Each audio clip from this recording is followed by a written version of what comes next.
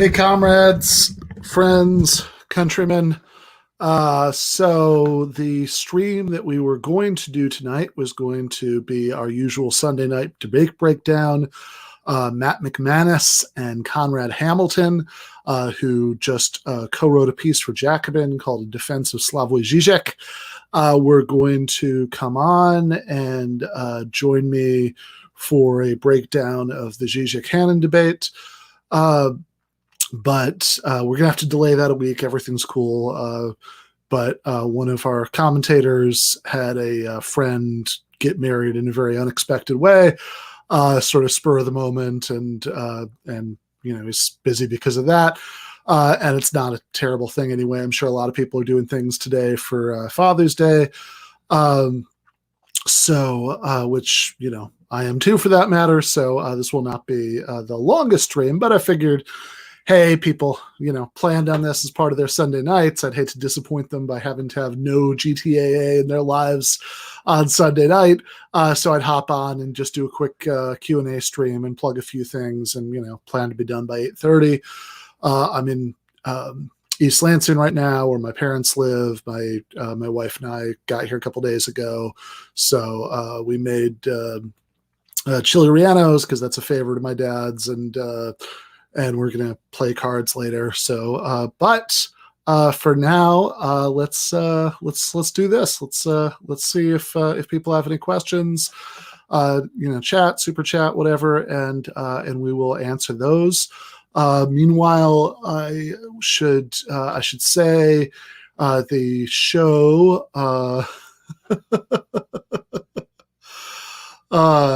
Well, I appreciate that. I appreciate that, Ian. The Caleb Maupin thing is so deeply, deeply random. So for anybody who missed all of that, the days all blur together, but several days ago, Caleb Maupin, who's somebody I only vaguely knew who he was before this, but he tweeted something about Anna Kasparian being pro-war. I tweeted back to ask which wars Anna had supported. Seems like that's not an allegation you should throw around lightly. If you think, as I do, that being anti-war is right at the heart of any kind of defensible left politics, that's a serious accusation. And of course, he didn't actually back it up, but he started making a bunch of extremely strange accusations about me, and I think he's still posted about that. So that was a very strange interaction, but probably a mistake on my part to engage at all. Somebody said on Twitter that it was like watching Caleb making a series of increasingly insane accusations against me, and me being like, wait a second, what are you talking about? Can you give an example of that? When did I do that? And then him being like, oh, he's still doubling down, whatever, was like the approximate Twitter clout grab equivalent of the scene in Fight Club where Edward Norton, beats himself up in front of his boss. So, I probably shouldn't have played along with that at all. But in any case, so hope Caleb is okay, gets whatever help he clearly needs. Žižek-Hannan is going to be next week. Like I said, we were going to do it this week, but we had to put it put it off a week. I think they stayed in Canada, and that there weren't any dads with shotguns, or at least I hope not. Let's see. Yeah, I saw that, but he didn't say whose life I destroyed or how I destroyed it. I mean, I don't know what I'm supposed to do that would destroy somebody's life. I mean, if somebody made a bad argument and I like debunked it, and they were really devastated by it, would that destroy their life? Is anybody anywhere that emotionally invested in what I think is a good or bad argument? I don't know. Let's see. Yeah. So I don't know if it's masochism, but it's definitely a little self-destructive. I constantly resolve to stop, really probably the way to use social media is like the way that Michael used it for the most part, which is just to like link things and promote things and, tell people thank you when they say something nice and kind of leave it at that. So I should really probably be much more well disciplined by about that. Let's see. Yeah. So the Aaron Mate thing, I see somebody asked about that, was approximately similar, although that one was a little bit less out of nowhere. So on the show on Monday, I brought up in the course of the back and forth between Anna and Aaron Mate, which I didn't really comment on the underlying issue in that back and forth because I barely know who Aaron Mate is. I'd certainly haven't done enough research into him to have a well-informed opinion about any of that. And, I do try not to run off my mouth about things I don't know very much about. But I was very bothered that in the course of watching the back and forth about all of that, people kept making this claim that Anna had given a softball interview to Madeleine Albright at a NATO conference. And I know for a fact that that's false because I know about the conference. I've seen the interview. So I did a segment specifically on that, saying, hey, whatever you think about the larger issue, stop saying this because it's just not true. And he reacted about the way that I don't know. I mean, it was like the way that your uncle, who's really into Trump, interfaces with social media, except much angrier and more intense. And I think by the end of it, I was in the CIA or something. So that was kind of not really something I'm interested in further engaging on, honestly. So let's see.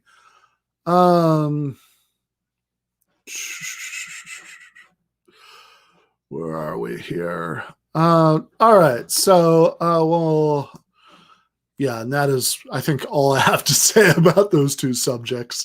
But other than that, let's see. So I should plug what's coming up. So mañana.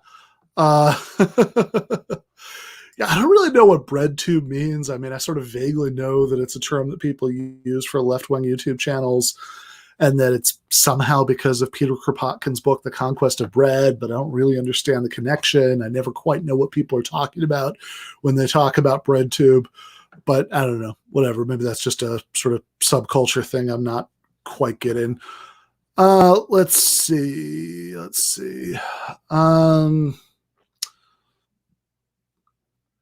Yeah.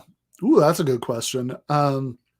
So yeah, before I answer this question, I did want to say, so for the show tomorrow, the main guest is going to be Victor Brazone, who's going to try to convince me that sortition is a better from a democratic and from a socialist point of view than standard electoral democracy. So having people make decisions based on lots and stuff. He has an essay about this that's coming out. That should be an interesting discussion. That's not what we're going to talk about the whole time, but that's certainly where we're going to start out. And before that, I'm going to have a short conversation with Jacobin staff writer Luke Savage about an article that he wrote about how Barbara Lee was one of the few people who was right after 9/11 about the endless wars that were being started because of that. Yeah, I mean, if you're commenting on the larger back and forth between Anna and Aaron, I'm not quite sure why, because my only comment was this one specific thing they were saying is provably not true. And, see the segment we did for backing that up. Let's see. So yeah, good. Suppose you believe in stuff like wealth distribution, but you have really gross ideas about trans people and women and Muslims. Are you on the left or the right? I mean, how exactly to classify you is not the question that I'm primarily interested in there. My question is, how can I make sure that your views on trans people and Muslims aren't translated into public policy at the end, and how can I relate to you in terms of getting done stuff that you actually do we want that's good, like wealth distribution. I mean, to me, a big part of the promise of Bernie Sanders was that he seemed to be able to appeal to lots of people who might not necessarily share all of his progressive social values, but might vote for him despite those progressive social values because they liked what he said about millionaires and billionaires and redistribution and healthcare and all that stuff. And I think that's the main point, right? I also think that some of that stuff depends on local context. Like if you watch the interview I did last week about the Peruvian election, Castillo has some bad views about some of the stuff, not about Muslims, I think.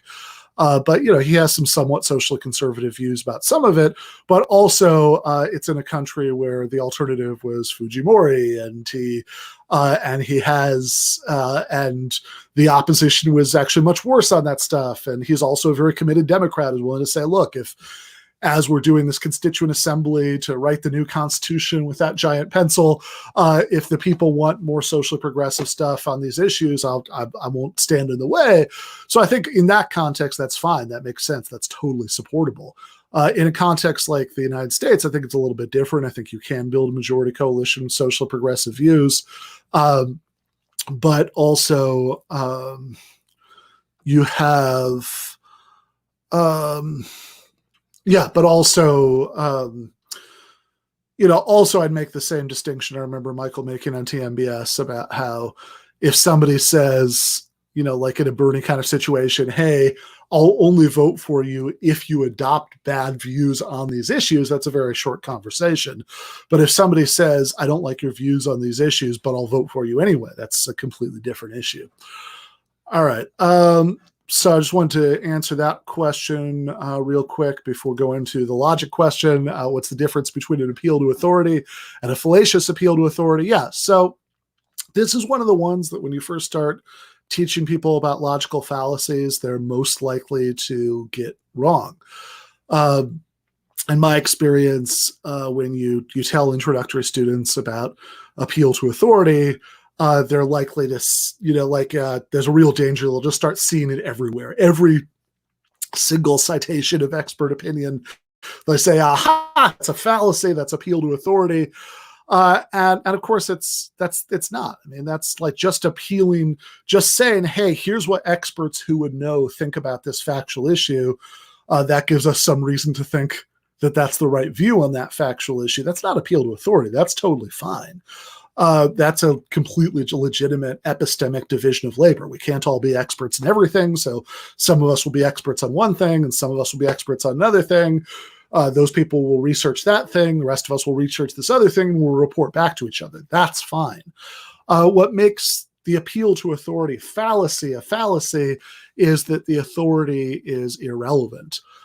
Similarly, people often really get ad hominem wrong. Like this is something that you see all over a certain kind of annoying, like online, like discussion forum kind of style of debate, where people will say anything that you say is nasty, or impolite. They say, oh, that's an ad hom, right? But of course, that's not what the ad hominem fallacy is, and it doesn't help.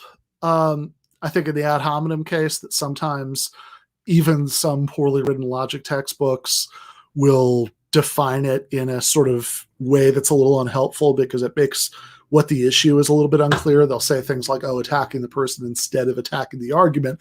But then what's instead? What if you attack the person before or after attacking the argument? What if you're not even going to bother with the argument because you think that what's wrong with it is too obvious, but you insult the person? Have you therefore committed a logical fallacy? I don't think so. Logical fallacies by definition are ways that arguments can be bad, right? A logical fallacy is a pattern of bad argument. If you're not making an argument, if you're just sort of voicing a negative opinion of the speaker, then you can't be, by definition, you can't be making a bad argument, can't be committing a logical fallacy. So the way that I define both of these is I'd say that ad hominem is when you're taking a irrelevant, real or alleged negative fact about the speaker as a reason to think that what that speaker is saying is wrong. Irrelevant being the key term. If you say, oh, that witness who said he saw this thing happen 6 blocks away actually has really bad eyesight, that's relevant. If you say this person has been caught, lying about this stuff 20 times before, so probably you shouldn't take their word for it, that's relevant. But if you say, oh, this person, is is a creep, they're a sex pest, they have bad politics, whatever, therefore they're wrong about this thing that has nothing to do with any of that, that's ad hominem, right? So if you say, Karl Marx and Friedrich Engels sometimes use casually racist language common at the time when describing mutual acquaintances and letters, therefore the labor theory of value is wrong, right? That would be it's a toy example, obviously. Usually real examples are more subtle than that, but that would be real ad hominem. Similarly, appeal to authority, like the example I use in the first book, the one you see behind me, Give Them an Argument, is that if you say oh, you think socialism is stupid? Well, who was a socialist? Albert Einstein. He wrote an article about who's called The Case for Socialism or something. I don't think that was it exactly, in Monthly Review in the late 40s. So now don't you feel stupid? As much as I might personally think it's cool that Einstein was a comrade, that's a terrible argument for thinking that's a terrible argument for socialism, because you're using the fact that Einstein has this great reputation as a physicist as a reason to think that he was right about politics or economics, when it's completely irrelevant. You can see what's wrong with it when you consider that Werner Heisenberg was also a great physicist at the same time period, and he was a Nazi, or at least I guess I don't think he was a member of the party, and there are I think there's historical argument about how much he believed, but he was certainly at least a blindly loyal enough German patriot that, he had lots of chances to defect and he never did it. And he was willing to work on an atomic bomb for Hitler. So I think it's safe to say he had at least really bad right-wing politics, even if he wasn't quite according to Hoyle, Nazi. All right. Let's see.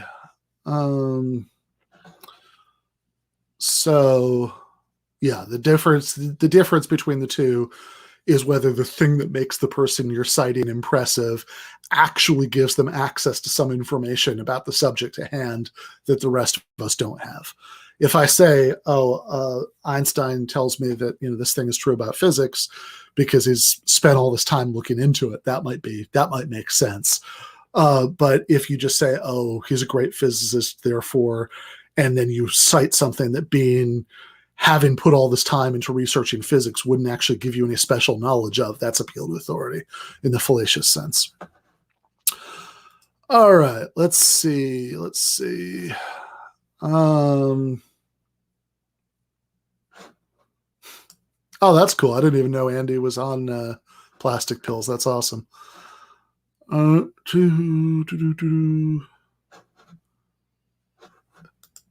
Yes, I have now. You can see I'm catching up. Yeah, I did see, I did watch at least a clip of Chomsky's criticism of identity politics, which, seemed right. I mean, it was a pretty basic criticism. It was like, if you just look at identity categories and you don't look at fundamental economic categories, you're missing something really important, or at least as I recall, the clip that I watched was like that. Let's see. So yep, that's the clip that I watched. Sorry, I might be catching up on stuff from before the last couple of chat questions I answered. So Waz and Nando had a great discussion about this on Jacobin a few months ago. I'm not quite sure what this is. Yeah, I mean, Jordan Peterson doesn't exactly train his fans to have good critical thinking skills. It's the title of a the subtitle of a Walter Kaufman biography of Friedrich Nietzsche. Yeah, so there's a question about gender critical feminism, which is what people who like it call it. People who don't like it call it trans exclusionary radical feminism. I'm not very friendly to that. I think that doesn't mean that everybody is the most terrible person ever or anything, but I think the basic, although I think, well, I'll just say I think the basic thing is wrong. I think that we can make distinctions between gender in the sense of gender identity and gender in the sense of biological sex. And there are obvious normative reasons for respecting gender identities that diverge from biological sex or sex at birth, sex assigned at birth, whatever terminology you want to use. In most cases, it's not really assigned; it's just noted. But whatever. That I think that saying that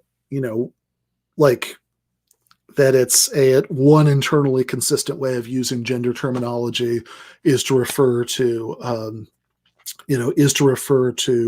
gender identity, and that it's important to oppose discrimination on that basis, that it's deeply obnoxious to misgender people, etc. All of these seem like really simple normative calls to me, and I've never really, what I've seen of the gender critical feminist stuff has never really budged me much from that position. So I think we'll probably leave that one there right now.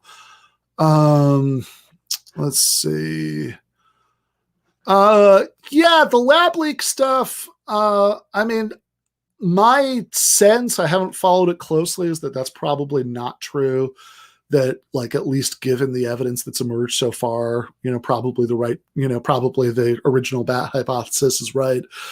I am a little confused about the politics of that, because sometimes people present it as if it were obvious that believing the lab leak thing went with being an anti-China hawk, and believing the bat hypothesis, went against that. But honestly, I think both of those are could be very easily weaponized by anti-China hawks. If anything, I think saying, oh, look, his wet markets, are so dangerous, blah, blah, blah. And, it's easy to spin that in a racist way about Chinese people and Chinese culture.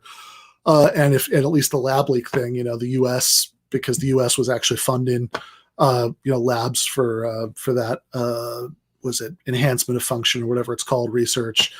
I think in some ways it's less, although I understand it's also anytime anti-China hawks can put China and lie in the same sentence, they're going to do it.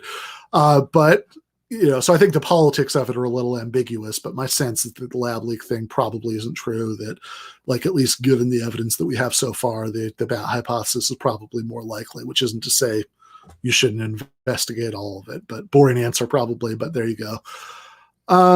Let's see.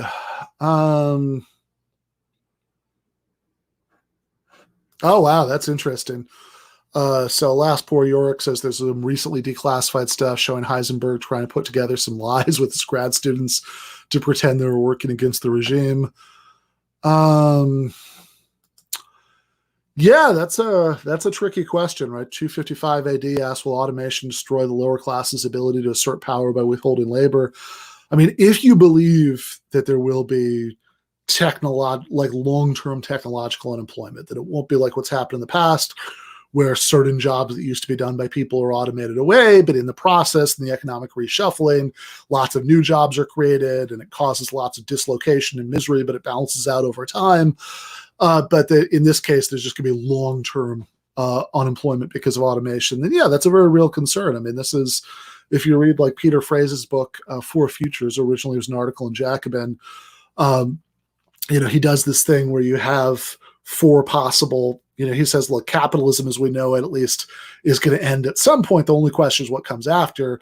And he gives this kind of schema, and these are obviously ideal types. Anything that would happen would probably be a messy combination, but based on two axes, right? Do you have economic hierarchy or economic egalitarianism? Do you have prosperity, or do you have scarcity in the future? And so you can imagine okay, there's prosperity plus hierarchy, which ends up with a society given tons and tons of automation, creating these effects that gives you I think he calls it rentism. So in other words, you imagine Picard going to get Earl Grey tea from the oh God, I'm losing the word, the materializer or whatever in Star Trek, the thing that that creates food out of thin air. Come on, Andy, where are you on this one? I know you know this, but whatever the Star Trek machine is called, that you'd have to like pay every time, right, for the privilege to the company that owns the rights to the Earl Grey tea, intellectual property combination for the replicator. Jesus, thank you.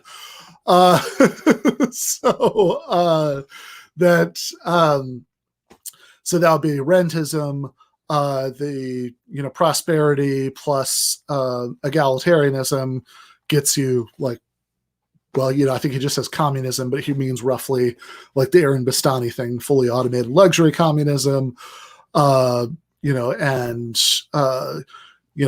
then there's like a more moderate form of socialism you get with relative scarcity, but at least egalitarianism. So you have to ration things out. So you need a little bit more of bureaucracy, but things are still a lot better. And then, of course, the worst option is scarcity plus is scarcity. And again, all of these options are assuming massive automation of tons of work that was be done with humans. The worst option is the scarcity plus hierarchy option, which gets you exterminism. At this point, the lower classes are just a problem that needs to be solved, and mouths to feed. But the ruling class doesn't need them anymore, which could get genocide-y. So obviously, that's a simplification of anything that would actually happen. I'm sure Peter thinks of it that way too. I think he says that several times in the book, right? These are ideal types. Obviously, anything that happens, I'm repeating myself, is going to be some weird, messy combination. But yeah, I mean, that would be a huge problem if true, right? Like, I mean, the empirical, even if you don't think the exterminism thing is a concern, like, if the empirical prediction is right, and it might not be, but if the empirical prediction is right, if you don't get socialism by the time that happens, you could get some really stark forms of barbarism. All right. Well, I think it depends what you mean by the authority being relevant. So if the authority, like you could have somebody as an expert on something, but like also the experts disagree with each other, and everybody knows the experts disagree with each other, and you're just sort of picking one that you like. Whether it's exactly the appeal to authority fallacy or not, it's certainly not relevant. But the reason that in that case, even though it's relevant in the sense that the person is an actual expert, the reason that it's still fallacious is that person being an expert doesn't mean that they know things that all the other experts, don't know. That's what I was trying to say. All right. Let's see. I have no idea what this is about. Sorry, brother. Yeah, again, I think either hypothesis can be spun that way. So, I mean, I don't know, I don't think that the wet market bat thing, I don't think that like right-wing xenophobic anti-China hawks have any trouble whatsoever, spinning a narrative they like out of that. Yep, that's a good point. I've got a soft spot for some Heinlein novels, but definitely not similar to Banks. Jesus, not politically, and also not as a writer. So, fair enough. Well, I don't think it would be on purpose. I think the lab leak idea, it's not that it was being. Typically, I think the idea, at least like not like the cranks online who say it, but like the actual epidemiologists who say, oh, this is a possibility we should investigate. I don't think they're talking about like, I don't think they're saying that, like the premise of the stand, that it's been spread on purpose, or even that it was being manufactured on purpose, like as a bioweapon. I think the idea is just it's, again, whatever that phrase is, I want to say enhancement of function, but I don't think that's exactly right, that it was being tested for medical reasons, like ultimately for benevolent reasons, but then there's a leak. That would be the claim, which again I think is probably not true. UAP stuff. I'm sorry, Joshua. Can you say more about what you have in mind? not 100% clear on that. I think I might know, but I want to make sure. Let's see. That is interesting. Did not know that.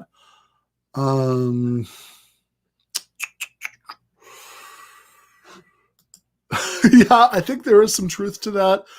I mean, critical race theory is something that comes out of critical legal studies. Malaika Jabali actually had a good thread about this, I think today, or certainly over the weekend, that obviously like the actual academic theory is not about to be taught in K-12 because this is something that's taught in law schools. I think that, yeah, I think it's a very weird situation where people on all sides, like this is kind of what Malaika was talking about in her thread, don't quite know what it means. Like, because there's so few people who are actually steeped enough in legal theory to have a good sense of what critical race theory means. So like a lot of good progressive people who are defending it or defending what they imagine to be it, what they're defending is really like talking about racism in history class or something, which I think actually doesn't really have anything to do with CRT as like a legal theory, which is what it is originally. Of course, the right wing, you know, in these bills outlawing critical race theory, what they say they're outlawing is divisive concepts, which is so incredibly general that it could apply to tons of things. And obviously, you know, even if it was narrowly tailored around the actual legal theory, I mean, censorship of academic ideas is very, very, very bad news. But really, I mean, I think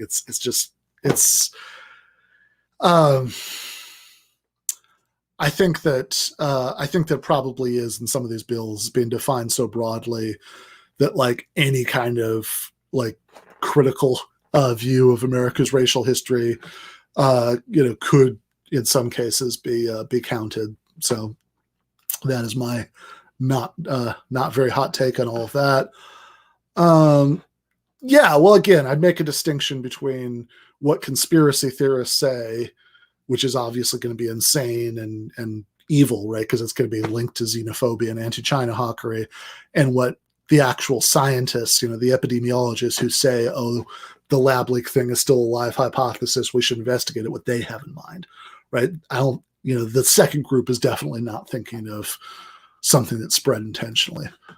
All right, let's see. That's a good question. So Pseudonymous 1000 says, good evening, Ben. What do you think explains the discord within the YouTube left besides different views on issues like Russiagate and Syria? Yeah, I actually think very little of it is about those different views. I mean, one of the bizarre things, you know, from watching all of the Anna versus, you know, Aaron Mate and all that stuff is that it seems like everybody involved basically has the same main view on Syria, maybe not all the detailed views, but like as far as the main issue from an American perspective, which is to say, should the United States have ever been bombing Syria? I think everybody in the discussion says no. On should the United States have sanctions on Syria? Everybody in the discussion says no. You know, some people might have very different views on Syrian politics from other people. You know, I think there is some of that, right? Not on pro-war versus anti-war. Everybody on the left pretty much agrees on that.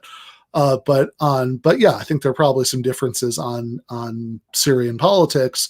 But I also think that, yeah, I think you're right to say that there's a larger stuff going on here. I think a lot of this is post-Bernie disorientation that as everybody, you know, the defeat of the Bernie campaign sort of pulled the rug out from under most of the short-term hopes for like viable social democracy and a certain conception of how the left was going to grow through this period, and also just took away the cohesion, right? That like anybody who was a leftist who wasn't a sectarian crank pretty much saw, yeah, the way forward is supporting this, and that's been taken away, and now a lot of people don't know what to do, and I think that makes a lot of, you know, I mean, some people might have cynical reasons and all of that. I'm not denying any of that, but I think that does lead to a lot of, like, I think that lends a lot more intensity to people's willingness to believe the worst about each other and to get involved in some really, really intense infighting and, you know, at its worst, I'm not saying that this is an example of it necessarily, but at its worst, a lot of stuff that's just kind of, pissing matches between different people in media that has, sometimes depressingly little political content, or like some stuff like Force the Vote, where, it was, people had really good motivations in some cases for supporting it because they care about Medicare for all. It never made sense to me. I never understood how it was supposed to advance Medicare for all. I always thought a 2-to-1 symbolic defeat in a floor vote, with 2-to-1 loss with no suspense whatsoever, if anything, would have been a gift to anti-Medicare for all centrists, because they could say, hey, look at why are these crazy leftists still talking about this thing that's never going to happen? It just lost 2-to-1 in Democratic controlled House. Let's talk about my fill in the blank with some incrementalist bullshit instead. But in any case, I think that the fact that so many people were willing to believe the worst of each other over that and just tear each other's eyeballs out over disagreement about that does speak to that larger sense of disorientation. And, this kind of goes back to a lot of the stuff I was talking about all the time during the first several months of the show about, how a lot of people who are new to left politics have not experienced a lot of defeats yet. And, you really gotta stop, you really got to stop living and dying with every turn of the news cycle, right? I'm not saying don't be emotionally invested in what happens, but obviously what happens has important human consequences. You should care about it. You should try to impact it to the extent that you can, but also changing the world in the way that the radical left wants to change it is a long-term project. And you're going to get burned out and be of no use to that long-term project if you're emotionally living and dying with every turn of the news cycle. So that's why. And I guess since I already went longer than I was planning on doing it tonight, so I guess I'll just end with this. This is something I said a bunch of times during those first several months of the show, but you're going to be much better served than you are by being on Twitter all the time and getting really invested in yelling at everybody who you think has a slightly bad take on everything that's happened in the last week. None of that's going to serve you very well. You're going to be way better served by drinking whiskey, reading Marx, and listening to country music, or whatever the equivalent of those things is for you, right? Focus on the long view, develop some fortitude, and you're going to be in a much better position to serve your long-term political goals. Okay, there was a question about my dad, so I don't think this is a complete answer to that question, but since it is Father's Day, I will answer that. The first political conversation I can ever remember I having in my life was with my dad. It was 1984. I'm very old. I was 4 years old. Some people have heard me tell this story before. And the 1984 presidential election had happened the night before. Now I was 4 years old. I'm sure I didn't really understand what a presidential election was, but I must have gotten that it was something that somebody won and somebody lost, because I remember coming downstairs and toddling down to the kitchen. I remember my dad was sitting there reading the newspaper, and I asked him who won, and I remember him just having this look of disgust and sadness and contempt that really seared itself into my memory, and saying Reagan. So if nothing else, that's some good fathering right there. Instilling some hatred of Ronald Reagan in me at the earliest possible age. So in any case, I'm going to leave it there, comrades. Again, tomorrow at 8:00. The next regular episode of the show is happening. That is going to be Luke Savage talking about Barbara Lee, Victor Brazone talking about sortition. On Thursday, the next episode drops for patrons, which is going to be my conversation with Rick Perlstein about both his most recent book, Reaganland, and also the larger story about American politics he's been telling over the course of the last 4 books. And then how that pertains to what's going on right now. So that was a really interesting discussion. Like I said, it comes out for patrons on Thursday.